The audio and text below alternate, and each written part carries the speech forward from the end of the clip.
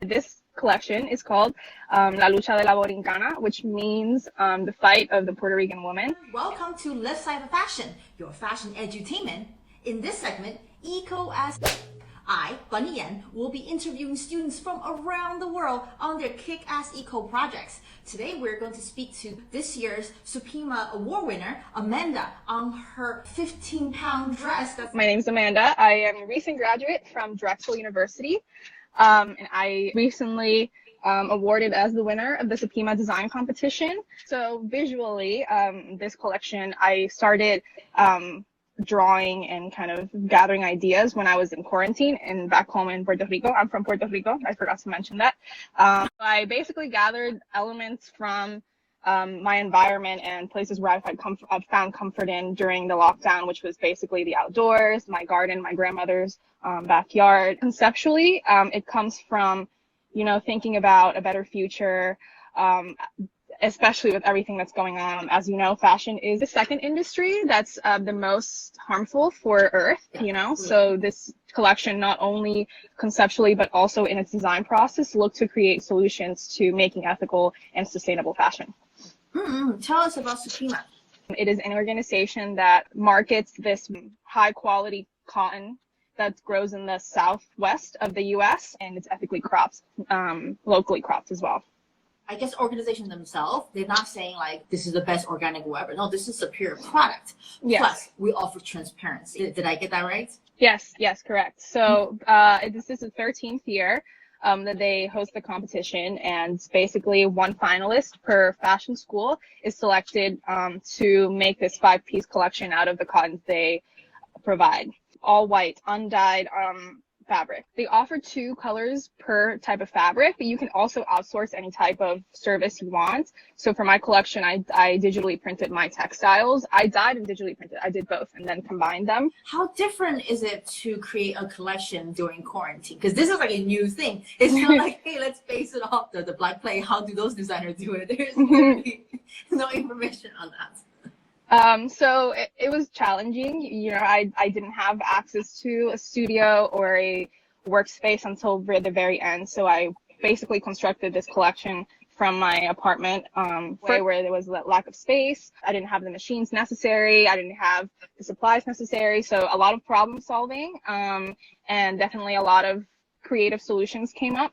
And Supima would work with us with virtual fittings and throughout, email and calls, and we would communicate about what I needed to do for the garments. So it was very interesting experience, and very different because fashion is usually a very in-person activity. So this was just completely redesigned to be COVID safe.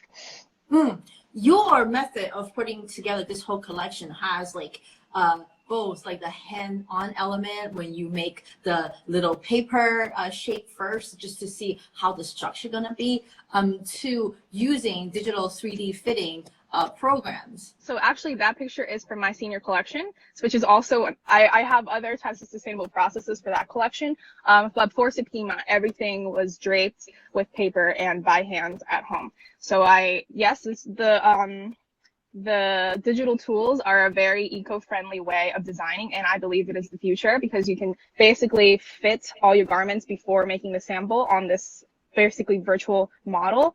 But that was not the process I took for Supima, although there were many other sustainable processes like minimal waste pattern making, and digital printing is a very sustainable process as well, and gathering the scraps for future collections. Oh, say more words like that. Innovation like that, just like, yes, please. When we were almost done with the collection and we finally were able to get into the studio, and the studio is a really, really big space, so I was able to kind of gather a close group of classmates, of professors that would kind of help me finish it. It was definitely, the job of a team, an army, I would say. For this garment, specifically, this is the velveteen garment, I combined digital printing with fabric cutouts. At a pink palm that you see on the white, with the white outline, that is actually a cutout that was sewn in place. So it is a combination of dyed fabrics and printed fabrics. Here is that 15-pound dress. Yes. So this one is the Supima jersey look. Supima jersey itself is like luxe fabric. It's very heavy. And on this dress, we cut like 450 circles, like 20 to 30 yards approximately. Created this A-line silhouette and put all those circles and kind of placed all these different colors. I painted on the understructure with these different colors and with these circles.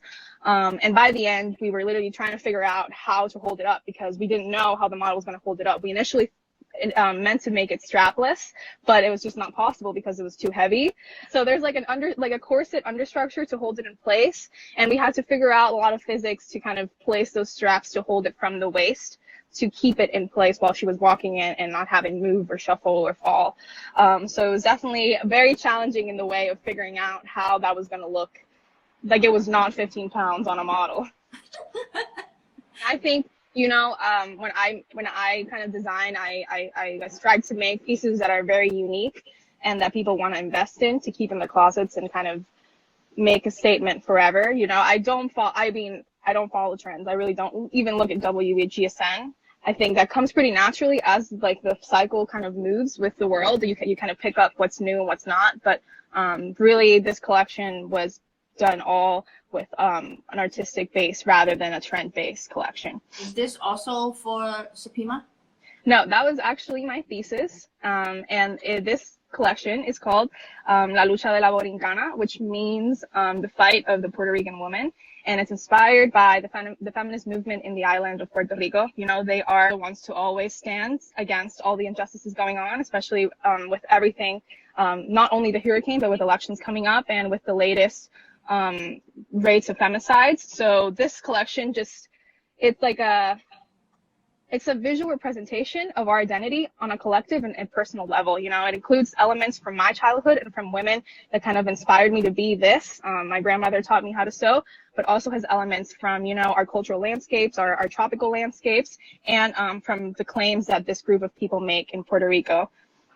We're so used to seeing meaningful words printing just on T-shirts or a bandana or a sign. Just because it has meaning and have something to say, and it doesn't have to look like just a T-shirt or something plain. It can definitely go high fashion. Person who wears this collection to kind of make space for this message in spaces where maybe that message is not talked about or might not be even thought about. To kind of have this person walk in and you have to look at them because this garment is loud, this garment is bold. So this message, this acts as a messenger of something else as well. Love. I made channels like this one to be able to share these information. So any of the episodes from my channel resonate with you? Designers that dyed their fabrics with food waste. And I thought it was really interesting, because with those kind of processes, there's not only a creative aspect, but there is a research and scientific aspect to it, kind of thinking about how these dyes are going to be created. So coming out from Chipotle, they're using the avocado pit to dye clothes. Wow, that's incredible. Yes, do that. Eat your guacamole and wear it too. That is great. Anybody you want to shout out? All of my classmates have really been kind of doing their own thing. The job market isn't great, so they've all been getting super creative.